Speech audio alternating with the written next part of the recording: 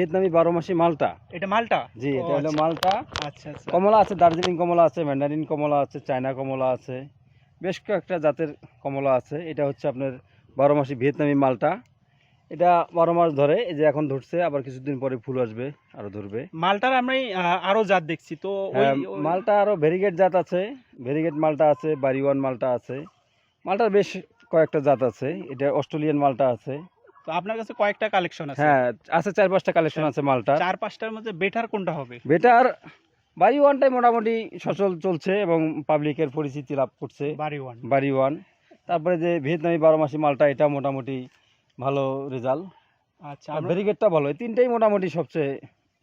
কয়টা জাতের আছে কমলা? কমলা আছে, চায়না কমলা আছে, দার্জিলিং। সর্বোচ্চ আমার কাছে মনে হয় যে দার্জিলিং কমলাটাই সবচেয়ে ভালো। সবচেয়ে দার্জিলিংটাই বেটার। দার্জিলিংটাই বেটার, মিষ্টি এবং সুস্বাদু রস ভালো থাকে। তারপরে ম্যান্ডারিন কমলা, ওটাও ভালো। এবার আপনার এই নার্সারিতে সংক্ষেপে যেগুলো দেখালাম, যেগুলোর ভিডিও করছি ওগুলো বাদ দিয়ে সংক্ষেপে যদি আপনি যে কি কি চারাগুলো আছে একটু সংক্ষেপে যদি আলোচনা করেন, যে নারকেল থেকে শুরু করে একটু যেটা আপনার যেগুলো মনে পড়বে। এখানে আমি অসংখ্য চারা গাছ দেখছি, এইগুলো চারা গাছ ইচ্ছা করলে আপনি হরহরে সব কিছু বলতে পারবেন না, কারণ অসংখ্য চারা গাছ, অসংখ্য। আমি আমি যদি স্লিপ করতে যাই 100-র উপরে চলে যেতে পারে। যেমন এটা হচ্ছে ছবেদা, এটা হচ্ছে ছবেদা আছে, সফেদা আছে, লেবুর কয়েকটা জাত আছে, দেশি লেবু আছে, সিডলেস লেবু আছে, তারপরে আপনার চায়না লেবু আছে, তারপরে ব্ল্যাকস্টোন আম আছে, রেড পালমার আম আছে, আমের অসংখ্য জাত আছে।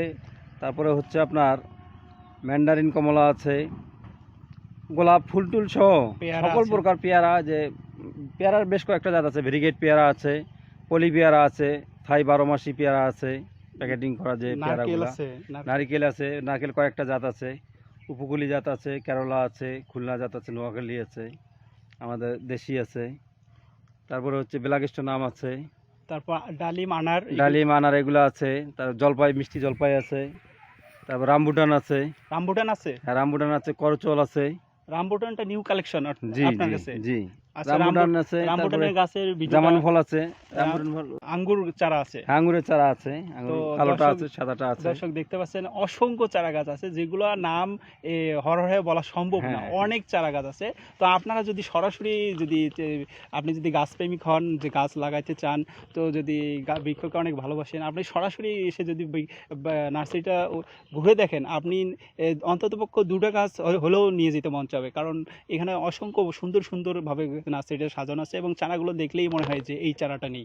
আমি যেহেতু আজকে চারা গাছ নিতে আসছি, আমি নটকট চারা এবং আনার এবং আম গাছের চারা নিলাম।